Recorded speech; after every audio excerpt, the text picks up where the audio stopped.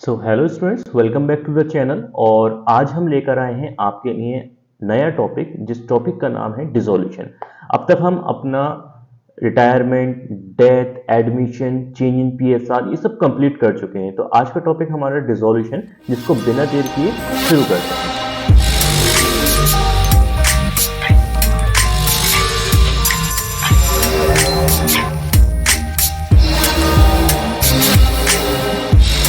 Dissolution का general meaning होता है किसी भी चीज का खत्म हो जाना, यानी कि anything which comes to an end. ठीक है, तो अब ये हमारा पार्टनरशिप में डिसोल्यूशन किस तरीके से रहेगा और कैसे हम इसके अकाउंटिंग्स करेंगे। तो इन accounts there is a two types of dissolution. First one is dissolution of partnership. ठीक है, पहला क्या होता है बेटा? पहला होता है डिसोल्यूशन ऑफ पार्टनरशिप, यानी कि यहां क्या हो रहा है, यहां पर आपकी पार्टनरशिप का डिसोल्यूशन हो रहा है, यानी कि पार्टनरशिप डीड खत्म हो रही है। जब भी आपसे कहा जाएगा डिसोल्यूशन ऑफ पार्टनरशिप, इसका मतलब है कि जो पुरानी वाली डीड है वो खत्म हो रही है और एक नई डीड का फॉर्मेशन हो रहा है। ठीक है, ये हम किस केस में देख सकते हैं? जब हमने पढ़ा था चेंज इन पीएसआर। ठीक है, हमने जब देखा एडमिशन, जब हमने पढ़ा रिटायरमेंट के बारे में, और जब हमने पढ़ा अपना डेथ के बारे में। ये सारे टॉपिक्स आपको क्या कवर करते हैं? चेंज इन पार्टनरशिप डीड, यानी कि डिसोल्यूशन ऑफ पार्टनरशिप, जहां पर एक डीड खत्म हो रही है और एक नई डीड का फॉर्मेशन हो रहा है। वहीं हमारे पास में जो दूसरा टाइप ऑफ डिसोल्यूशन है वो होता है डिसोल्यूशन ऑफ पार्टनरशिप फर्म। ठीक है, यानी कि यहां क्या हो रहा है? पार्टनरशिप फर्म का डिसोल्यूशन। जब भी आपसे बोला जाएगा पार्टनरशिप फर्म डिसोल्यूशन, तो इट मींस कि जो पुरानी फर्म थी हमारे पास में, ठीक है, जिसमें हमारे पास में डिफरेंट पार्टनर्स थे, ये पार्टनरशिप फर्म जो है क्या हो रही है? खत्म हो रही है। बिल्कुल पार्टनरशिप फर्म ही जो है खत्म कर दी जाएगी। जो अब पार्टनरशिप फर्म कैसे खत्म कर दी जाएगी, इसके अंदर बहुत सारी चीजें आती हैं। तो उनका क्या किया जाएगा? जैसे कि हमारे जो भी एसेट्स होंगे, उन एसेट्स को सेल्ड आउट कर दिया जाएगा। जो भी फर्म की लायबिलिटीज होंगी, लायबिलिटी को पे कर दिया जाएगा। जो भी पार्टनर्स का कैपिटल होगा उसको सेटल कर दिया जाएगा। अगर हमारे पास में कोई भी एम्प्लॉयज प्रोविडेंट फंड है तो वो भी पार्टनर्स के बीच में डिस्ट्रीब्यूट कर दिया जाएगा। अगर हमारे पास में कोई रिजर्व्स हैं या एक्यूमुलेटेड प्रॉफिट और लॉसेस हैं तो ये भी पार्टनर्स के बीच में डिस्ट्रीब्यूट कर दिया जाएगा। ठीक है, याद रखिए अगर हमारे पास में ईपीएफ है, एम्प्लॉयज प्रोविडेंट फंड है, तो एम्प्लॉयज प्रोविडेंट फंड को हम एम्प्लॉयज में ही डिस्ट्रीब्यूट करेंगे और कोई भी रिजर्व्स वगैरह या एक्यूमुलेटेड प्रॉफिट और लॉसेस हैं वो आपके पार्टनर्स में डिस्ट्रीब्यूट होंगे। ठीक है, यानी कि जितनी भी चीजें हैं सबका सेटलमेंट यहां कर दिया जाएगा, ईच एंड एवरी एलिमेंट। ठीक है, यहां पर हम कुछ भी पार्टनरशिप फर्म के अंदर नहीं छोड़ेंगे। ठीक है, अब देखो बेटा, नेक्स्ट चीज हमारे पास में यहां एक और इंपॉर्टेंट चीज आ जाती है, वो आ जाता है फर्म्स डेब्ट्स। ठीक है, यानी अगर फर्म के कोई भी डेब्ट्स हैं तो उसका पेमेंट किस तरीके से किया जाएगा और कौन पेमेंट करेगा। देखो यहां पे दो चीजें हो जाती हैं। पहली चीज है फर्म्स प्रॉपर्टी। अगर फर्म की अपनी खुद की प्रॉपर्टी है तो इसको हम यूटिलाइज करेंगे, यूटिलाइज टू पे फर्म्स डेब्ट्स। ठीक है, अगर फर्म के ऊपर कोई भी लायबिलिटीज, फर्म के डेब्ट्स हैं, तो फर्म की प्रॉपर्टी का इस्तेमाल किया जाएगा फर्म के ही डेब्ट्स को पे करने के लिए। इसके अलावा फर्म के एसेट्स कहीं और यूज नहीं किए जाएंगे। अगर हमारे पार्टनर्स की प्रॉपर्टी है, पार्टनर्स की अपनी कोई पर्सनल प्रॉपर्टी है, तो उसका यूटिलाइजेशन हम कहां करेंगे? तो इसको हम यूटिलाइज करेंगे टू पे of partners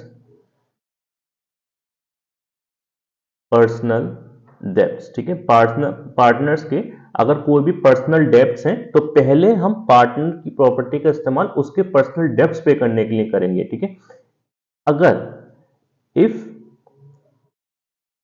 any asset remain, then utilize to pay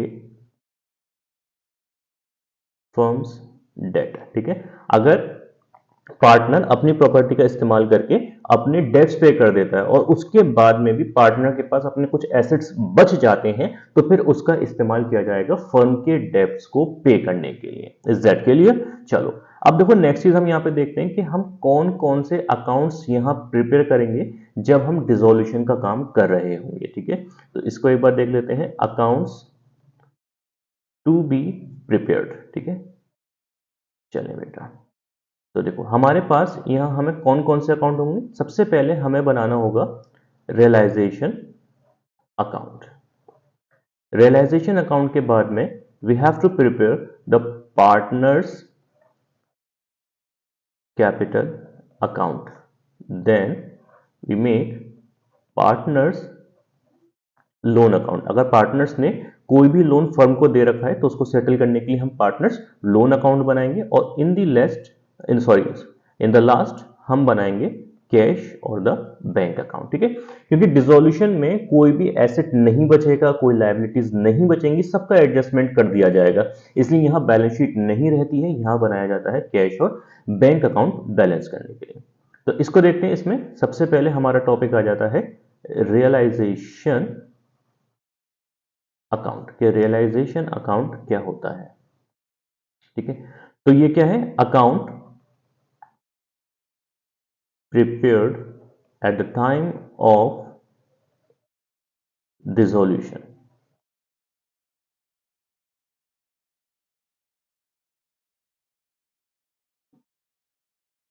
to record the settlement of assets and liabilities. ठीक है, रियलाइजेशन अकाउंट क्या है, ये वो अकाउंट है जिसको हम डिसोल्यूशन के टाइम पर बनाएंगे ताकि हम अपने सारे एसेट्स और लायबिलिटीज के सेटलमेंट को रिकॉर्ड कर सकें। नेक्स्ट चीज, realisation account is a nominal account. ठीक है बेटा, नेचर जो है वो आपको बहुत अच्छे से याद रखना है कि रियलाइजेशन अकाउंट आपका कैसा होता है, नॉमिनल अकाउंट होता है। क्लियर? अब देखो रियलाइजेशन अकाउंट बनाया किस तरीके से जाता है, हम यही चीज यहां पर पढ़ रहे हैं, तो इसके बारे में थर्ड पॉइंट आ जाता है that all the assets all the assets excluding cash, bank and etc are recorded on the debit side. ठीक है, कैश बैंक के अलावा जो भी हमारे पास में एसेट्स होंगे उनको हम रियलाइजेशन अकाउंट के डेबिट साइड पर रिकॉर्ड करेंगे। ठीक है, किस वैल्यू पर रिकॉर्ड करेंगे, एट बुक वैल्यू। ठीक है, जो भी उनकी बुक वैल्यू होगी उसी पर हम उसको रिकॉर्ड करेंगे। And all the liabilities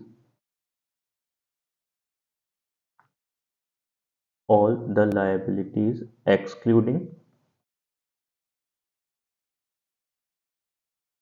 partners capital and reserves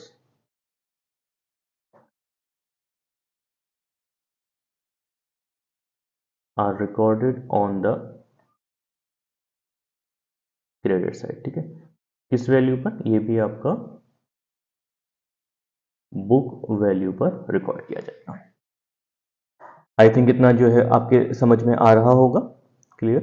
अब देखो नेक्स्ट चीज, अब हमने एसेट्स और लायबिलिटीज को तो रिकॉर्ड कर लिया, अब रिकॉर्ड करने के बाद में हम क्या करेंगे, ये सारे ही पॉइंट्स आपको नोट डाउन करने हैं क्योंकि ये सारी चीजें आपके लिए इंपॉर्टेंट है। ठीक है, इसलिए हम वन बाय वन डिटेल में सारी चीजों को पढ़ रहे हैं। ठीक है, अब देखो जब हमारे एसेट्स सेल किए जाएंगे, when assets are sold out,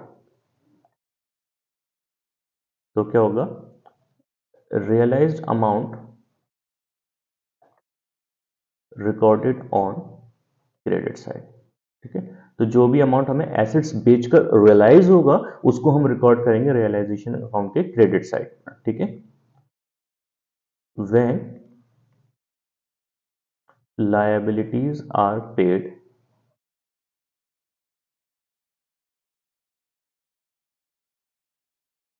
it is recorded on debit side. ठीक है, और जब भी आपकी लायबिलिटीज का पेमेंट होगा तो वो रिकॉर्ड करा जाएगा रियलाइजेशन अकाउंट के डेबिट साइड पर। ठीक है, यही सारे हमारे पॉइंट्स हो जाते हैं रियलाइजेशन अकाउंट से रिलेटेड।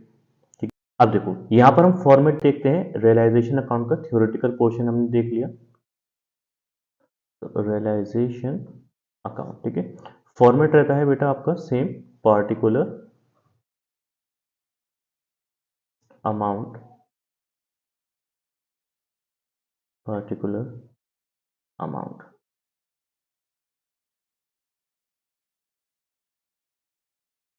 नॉर्मल सा हमारा बस एक लेजर है। ठीक है, अब देखो जो भी हमारे पास में एसेट्स हैं उन एसेट्स को हम रिकॉर्ड करेंगे रियलाइजेशन अकाउंट के डेबिट साइड पर, तो टू सन्ड्री एसेट्स। ठीक है, और अगर हमारे पास में कोई भी लायबिलिटीज है तो उसको रिकॉर्ड करेंगे क्रेडिट साइड पर बाय सन्ड्री लायबिलिटीज अकाउंट। अब इन दोनों को ही जो हमें यहाँ रिकॉर्ड करना है वो हमें किस पर रिकॉर्ड करना है, हमें रिकॉर्ड करना है बेटा बुक वैल्यू पर। ठीक है, ये चीज आपको याद रहे कि जितनी भी एसेट्स और लायबिलिटीज है सबको हम यहाँ रिकॉर्ड कर लेंगे बुक वैल्यू पर। कैश को रिकॉर्ड नहीं करेंगे, बैंक को रिकॉर्ड नहीं करेंगे, पार्टनर्स कैपिटल अकाउंट रिकॉर्ड नहीं करेंगे, कोई रिजर्व्स हैं तो उसको हम यहाँ रिकॉर्ड नहीं करेंगे। अब देखो, अब अगर हमारे एसेट्स सेल आउट होते हैं, ठीक है, यानी कि देखो अब हमारे एसेट्स जो हैं वो सेल हो रहे हैं तो उसका पैसा हम रिकॉर्ड करेंगे क्रेडिट साइड पर, तो वो हो जाएगा बाय बैंक अकाउंट। ठीक है, अगर हम उसको सेल कर रहे हैं और उसके बदले में हमारे पास में पैसा आ रहा है तो हम यह लिखेंगे बाय बैंक अकाउंट। ठीक है, और जो भी एसेट हमारे पास से जा रहा है ब्रैकेट में उसका नाम। अब देखो पार्टनरशिप फर्म तो हमारी खत्म हो ही रही है। अब किसी पार्टनर ने ये कहा कि भाई ये एसेट तो आपको बेचने ही है, तो एक काम करो कि इन एसेट्स को मैं ले जाता हूं। ठीक है, तो कई बार फर्म जो है एसेट्स बाहर बेच देती है और कई बार पार्टनर्स उसे टेक ओवर कर लेते हैं। तो जब पार्टनर किसी एसेट का टेक ओवर कर रहे हैं तो उसको हम क्रेडिट साइड पर लिखेंगे बाय पार्टनर्स कैपिटल अकाउंट। ठीक है, हो गया एसेट टेकन ओवर। ठीक है, अब देखो क्या ये हम पार्टनर को ऐसे ही दे देंगे, नहीं, यहां पर हमारा उस पार्टनर का जो भी अमाउंट आएगा वो हम उसके पार्टनर्स कैपिटल अकाउंट से डिडक्ट करके ही देंगे। ठीक है, इसी तरीके से अगर फर्म लायबिलिटीज पे कर रही है, ठीक है, सॉरी, अगर फर्म आपका लायबिलिटीज पे कर रही है तो उसको हम रिकॉर्ड करेंगे डेबिट साइड पर, तो उसका एंट्री हो जाएगा टू कैश और बैंक अकाउंट, जैसा भी केस है। अब अगर इसी लायबिलिटी को पार्टनर्स ने बियर कर रहे हैं, यानी कि पार्टनर क्या है फर्म की लायबिलिटी बियर कर रहे हैं, तो उसके लिए एंट्री हो जाएगी टू पार्टनर्स कैपिटल अकाउंट। ठीक है, अगर पार्टनर ने कोई भी फर्म की लायबिलिटी बियर की है तो। ठीक है, एंड इन दी लास्ट हम यहां करेंगे बैलेंसिंग। ठीक है, अब देखो जब हम बैलेंसिंग करेंगे तो कोई भी एक साइड हमारी ज़्यादा आ सकती है। अगर हमारी, देखो बहुत इंपॉर्टेंट चीज़ यहाँ पर बताएंगे आपको कि क्रेडिट साइड अगर ज़्यादा है डेबिट साइड से तो इसका मतलब होगा गेन ऑन रियलाइजेशन। क्या होगा बेटा, गेन ऑन रियलाइजेशन। और अगर हमारी क्रेडिट साइड कम है डेबिट साइड से तो रिजल्टिंग अमाउंट जो होगा वो कहलाएगा आपका लॉस ऑन रियलाइजेशन। ठीक है, तो अगर हमारी क्रेडिट साइड ज्यादा आ जाती है और डेबिट साइड कम आती है तो जो भी अमाउंट होगा वो हमारा क्या कहलाएगा, टू गेन ऑन रियलाइजेशन, और ये डिस्ट्रीब्यूट हो जाएगा आपके पार्टनर्स में इन द ओल्ड रेशियो। ठीक है, ये याद रहे कि ये पार्टनर्स में ओल्ड रेशियो में डिस्ट्रीब्यूट कर दिया जाएगा।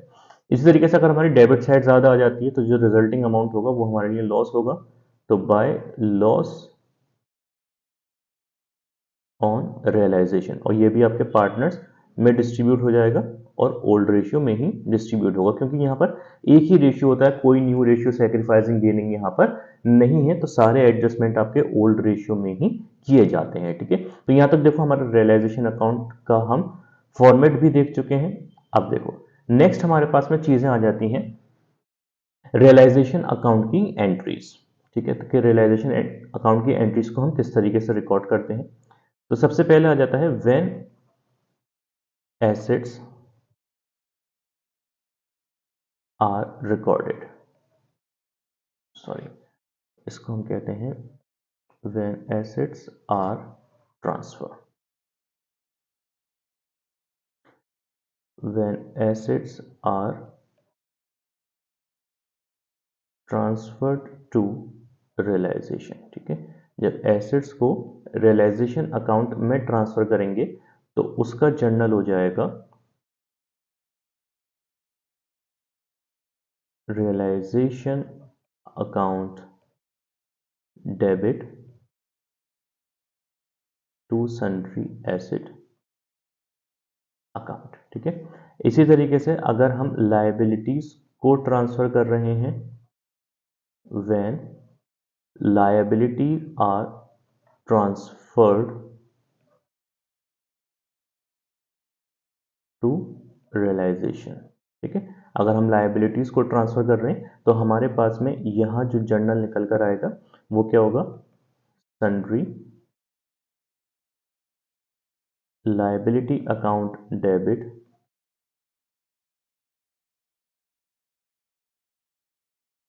To realisation account. ठीक है, फिर देखो नेक्स्ट हमारे पास में अगर हम एसेट्स को सेल आउट कर रहे हैं, when assets are sold in cash, sold को हम बोलेंगे when assets are realised in cash. ठीक है, जब एसेट्स आपके कैश में रियलाइज्ड हुए हैं तो उसकी एंट्री क्या रिकॉर्ड होगी, हमारे पास में जब पैसा आ रहा है तो उसकी एंट्री रिकॉर्ड हो जाएगी कैश और bank account debit to realisation account. ठीक है, देखो हमारे पास है एसेट्स गए लेकिन हम क्रेडिट किसको कर रहे हैं, रियलाइजेशन अकाउंट को। क्यों, क्योंकि पहले ही हम सारे एसेट्स को रियलाइजेशन अकाउंट में ट्रांसफर कर चुके हैं। ठीक है, ये चीज ध्यान रहे कि जब भी हम एंट्री रिकॉर्ड करेंगे तो एसेट्स को क्रेडिट नहीं करेंगे, because all the assets are already transfer to the realisation account. इसी तरीके से when assets are taken over by partner, अब कोई एसेट हमारे पार्टनर ने टेक ओवर कर लिया। अब जब पार्टनर ने उसको टेक ओवर किया है तो उसकी एंट्री क्या हो जाएगी, partners capital account debit to realisation account. Is that clear. चलो अब नेक्स्ट चीज हमारे पास में यहां पर आ जाती है लायबिलिटीज से रिलेटेड। व्हेन लायबिलिटीज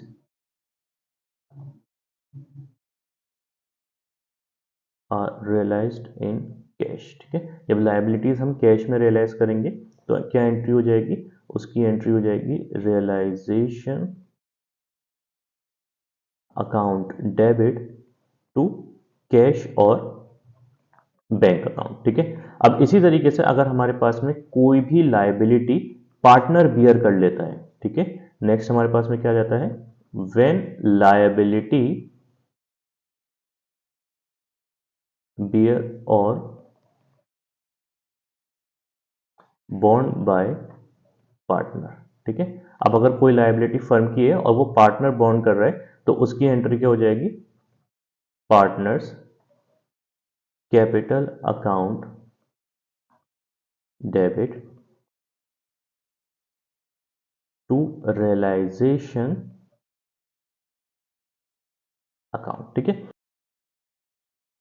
अब देखो यहाँ पर लायबिलिटी से रिलेटेड हमारे पास में कुछ क्वेश्चंस होते हैं जो कि बहुत ज़्यादा परेशान करते हैं जर्नल के टाइम पर। तो देखो बहुत सिंपल, हम यहाँ पर इन चीज़ों को आपके लिए करने वाले हैं कि अगर फर्म की कोई भी लायबिलिटी है, ठीक है, तो या तो उसे फर्म पे करती है या फिर उसे पे करते हैं पार्टनर्स। तो दोनों ही कंडीशन यहाँ पर देख लेते हैं कि फर्म की लायबिलिटी है और फर्म की लायबिलिटी बॉन्ड कर रहा है, बॉन्ड बाय फर्म, उसको फर्म ने ही बॉन्ड करा। और एक कंडीशन आ जाती है बॉन्ड बाय पार्टनर। ठीक है, यानी कि उसे पार्टनर बॉन्ड कर रहा है।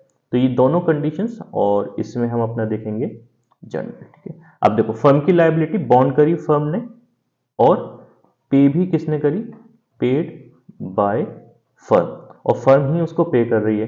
तो एंट्री क्या हो जाएगी, realisation account debit to cash और बैंक अकाउंट, सिंपल एंट्री रहेगी। फिर है कि बॉन्ड करी फर्म ने और पे किसने करी, पे करी आपके पार्टनर ने, पेड बाय पार्टनर। तो इसकी हमारे पास क्या एंट्री होगी, इसकी एंट्री हो जाएगी realisation account debit to partners capital account.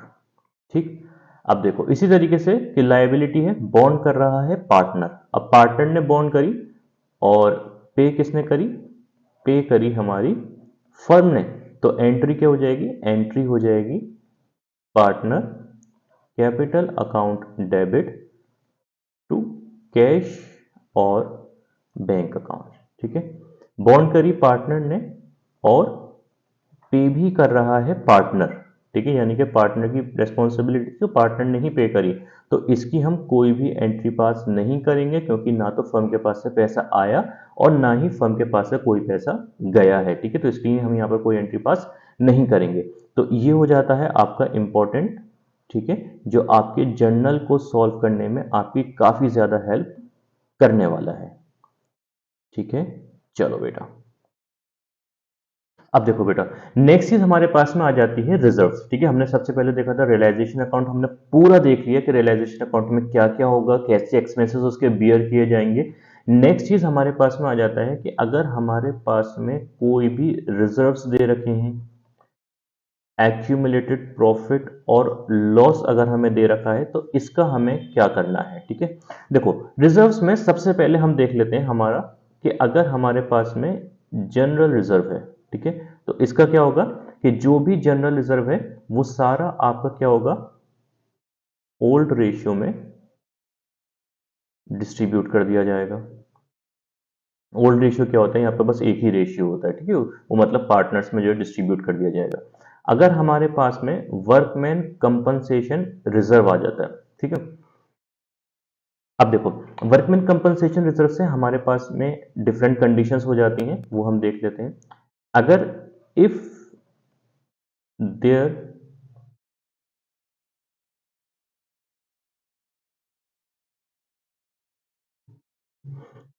देखो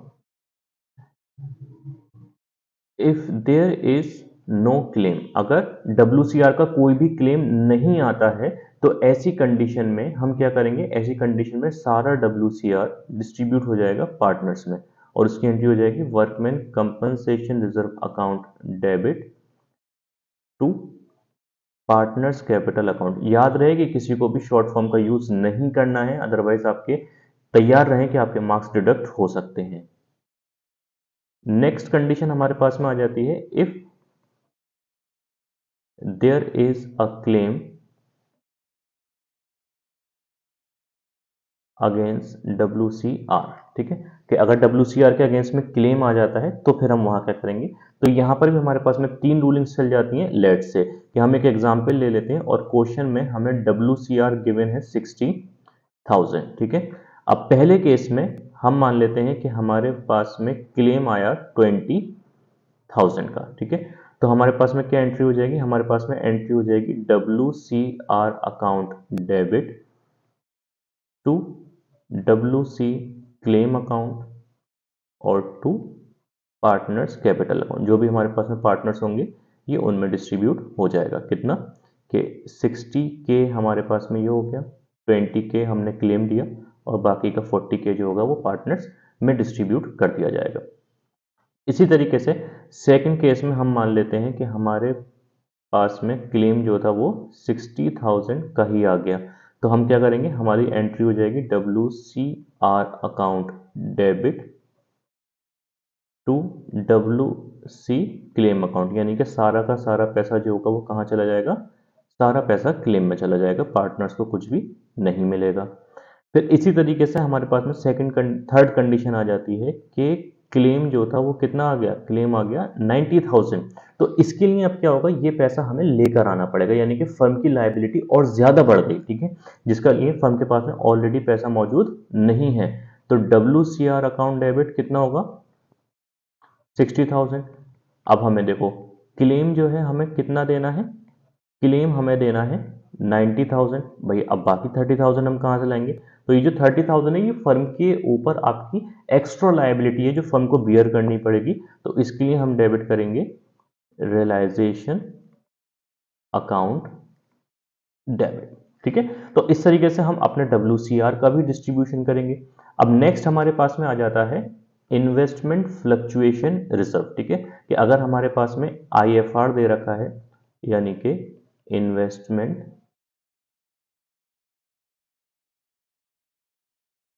फ्लक्चुएशन रिजर्व, ठीक है, तो इसका हम क्या करेंगे। ठीक है, देखो IFR की हमारे पास में दो कंडीशन आ जाती हैं। If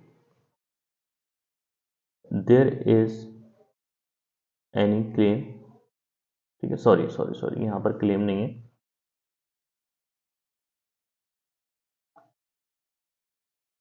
if investment is not given. ठीक है, अगर इन्वेस्टमेंट हमें गिवन नहीं है तो क्या होगा। सेकंड कंडीशन आ जाती है इफ इन्वेस्टमेंट इज गिवन। ठीक है, अब देखो अगर हमें इन्वेस्टमेंट गिवन नहीं है, ठीक है, if investment is not given, तो ऐसी कंडीशन में सारा IFR, ठीक है, किस में बटेगा, पार्टनर्स में। तो IFR account debit to partners capital account. ठीक है, नेक्स्ट कंडीशन आ जाती है कि इफ इन्वेस्टमेंट इज गिवन, अगर इन्वेस्टमेंट हमें दे रखा है तो क्या होगा। इन्वेस्टमेंट हमें एसेट साइड में दे रखा होगा बैलेंस शीट में, तो लेट से कि हम मान लेते हैं कि हमारे पास में इन्वेस्टमेंट बैलेंस शीट में दे रखा है 1,00,000 रुपीज का। ठीक है, अब हमारे पास में यह डिफरेंट कंडीशंस हम देखेंगे। चलो, और मान लो कि हमारे पास में investment fluctuation reserve balance sheet में दे रखा है 20,000। ठीक है, तो ये तो हो गई इन्वेस्टमेंट की बुक वैल्यू, है ना। देखो एडजस्टमेंट आपके बाकी सारे सब कुछ सेम रहेंगे जैसे कि हमने पिछले चैप्टर में किए, बस ये हम कर रहे हैं ताकि और अच्छे से चीज़ों को जो है समझा जा सके। चलो, अब देखो सबसे पहले हमारे पास में ये आ जाता है कि मार्केट वैल्यू। ठीक है, पहला केस हमारे पास में आ रहा है कि मार्केट वैल्यू जो है इन्वेस्टमेंट की वो कितनी है, 90,000। ठीक है, तो इन मार्केट वैल्यू कैसी हो रही है, मार्केट वैल्यू इन्वेस्टमेंट की हो गई है कम। तो जब मार्केट वैल्यू कम हो गई है तो इसका हम क्या करेंगे, इसमें हमें इन्वेस्टमेंट और ज़्यादा अब करना पड़ेगा। ठीक है, ताकि हमारी मार्केट वैल्यू बुक वैल्यू के बराबर आ सके। तो उसकी एंट्री क्या हो जाएगी, investment fluctuation reserve account debit to. अब हमें इन्वेस्टमेंट और करना पड़ेगा ताकि मार्केट वैल्यू बुक वैल्यू के बराबर आ सके, और जो पैसा बचेगा वो पार्टनर्स में बच जाएगा, टू पार्टनर्स कैपिटल अकाउंट। ठीक है, देखो IFR हमारे पास में कितना है, IFR है हमारे पास में 20,000, जिसमें से 10,000 का हम इन्वेस्टमेंट करेंगे और बाकी के 10,000 जो होंगे वो पार्टनर्स में उनके रेशियो में ही डिस्ट्रीब्यूट कर दिए जाएंगे। फिर देखो नेक्स्ट, अब हमारे पास में लेट अज्यूम करो कि मार्केट वैल्यू जो है, ठीक है, मार्केट वैल्यू हमें दे रखी है 80,000। तो अब हमारे पास में मार्केट वैल्यू और बुक वैल्यू के बीच में जो डिफरेंस आया वो कितना आया बेटा, 20,000 का। यानी कि सारा IFR जो होगा वो कहाँ चला जाएगा, इन्वेस्ट कर लिया जाएगा। तो IFR account debit to investment account, यानी कि पार्टनर्स को कोई भी IFR नहीं मिलेगा, वो सब डिस्ट्रीब्यूट कर दिया जाएगा, सॉरी सारा का सारा इन्वेस्ट कर दिया जाएगा, डिस्ट्रीब्यूशन के लिए नहीं बचेगा। नेक्स्ट आ जाता है कि अगर हमारी मार्केट वैल्यू कितनी आ जाती है, मार्केट वैल्यू आ जाती है 70,000। तो ऐसी कंडीशन में क्या किया जाएगा, अब हमारे पास में IFR भी कम पड़ जाएगा। तो ऐसी कंडीशन में हमारे पास में एंट्री हो जाएगी IFR अकाउंट डेबिट 20,000, इन्वेस्टमेंट हमें करना है 30,000 का। ठीक है, क्योंकि बुक वैल्यू 1,00,000 है तो हमें इस 70 को भी 30 करना होगा। तो टू इन्वेस्टमेंट अकाउंट कितना इन्वेस्ट करना होगा हमें, 30,000। तो ये जो बाकी के 10,000 है ये फर्म के लिए लायबिलिटी हो गया, तो इसे हम कहाँ से लेकर आएंगे, रियलाइजेशन अकाउंट से। ठीक है, तो हमने जनरल रिजर्व भी देखा, WCR भी देख लिया, और हमने देख लिया इन्वेस्टमेंट फ्लक्चुएशन रिजर्व। ठीक है, सारी चीजें हम यहाँ पे देख चुके हैं कि किस तरीके से एडजस्टमेंट्स जो हैं वो किए जाते हैं। अब देखो रियलाइजेशन अकाउंट के बाद में हमारे पास में नेक्स्ट टॉपिक आता है पार्टनर्स कैपिटल अकाउंट, कि पार्टनर्स कैपिटल अकाउंट कैसे बनाया जाएगा और कैसे इसके एडजस्टमेंट्स किए जाएंगे। तो फॉर्मेट देख लेते हैं, particular X Y, particular X Y.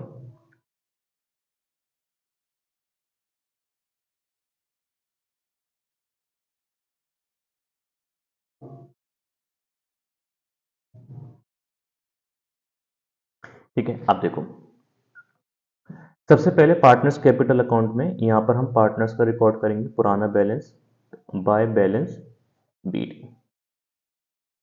ठीक है, पार्टनर्स के जो भी जनरल रिजर्व्स होंगे वो पार्टनर्स को दे दिया जाएगा।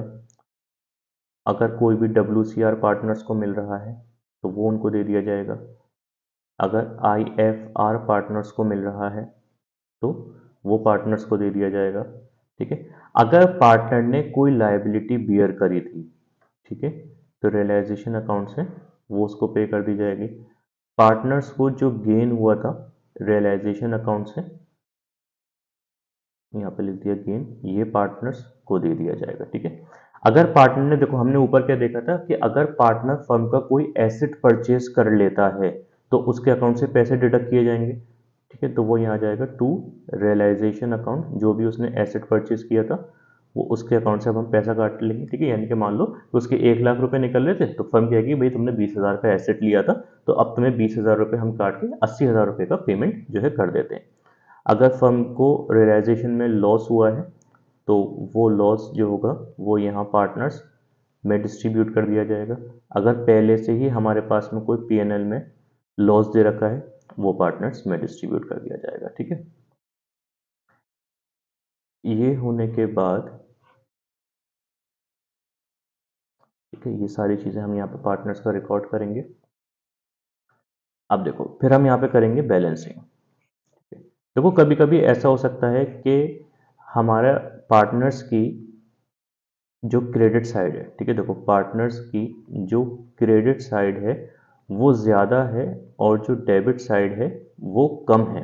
ठीक है, तो इसका मतलब है कि पार्टनर्स को फर्म पे करेगी, फर्म विल पे। ठीक है, तो जो भी यहाँ रेसिजुअल अमाउंट आएगा पार्टनर्स का वो उनको हाथ के हाथ पे कर दिया जाएगा, यानी कि पार्ट फर्म का कोई बैलेंस तो होगा नहीं, तो जो भी बैलेंस आएगा वो पार्टनर्स को हाथ के हाथ पे कर दिया जाएगा। नेक्स्ट चीज, अगर हमारी क्रेडिट साइड कम आती है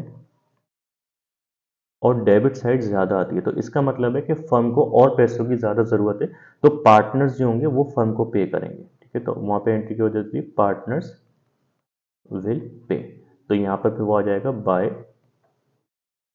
कैश अकाउंट और इतना जो है अमाउंट आपके पार्टनर्स पे करेंगे। ठीक है, तो यही हमारा फाइनल एडजस्टमेंट भी यहाँ कंप्लीट हो जाता है और उम्मीद करते हैं कि आपको पूरा चैप्टर जो है अच्छे से समझ में आया होगा। अगर फिर भी कोई प्रॉब्लम आती है तो आप नीचे दिए गए कॉन्टेक्ट डिटेल्स पर हमसे कॉन्टेक्ट करके इंफॉर्मेशन और अच्छे से ले सकते हैं। ठीक है, अब देखो एक बहुत इंपॉर्टेंट चीज नोट के तौर पे हम देना चाहेंगे वो ये कि जब assets, when assets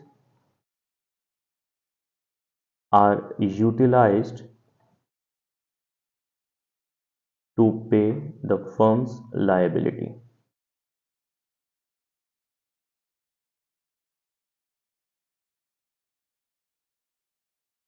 there will be no entry passed। ठीक है, जब हम एसेट्स का इस्तेमाल करके लायबिलिटीज का पेमेंट करेंगे तो इस ट्रांजैक्शन की कोई भी एंट्री रिकॉर्ड नहीं की जाती है, क्योंकि ना तो हमारे पास में कोई कैश आया है और ना ही हमारे पास से कोई अमाउंट जो है फर्म पे कर रही है। तो यहीं पर हमारा जो टॉपिक है, चैप्टर है, लेसन है और आपका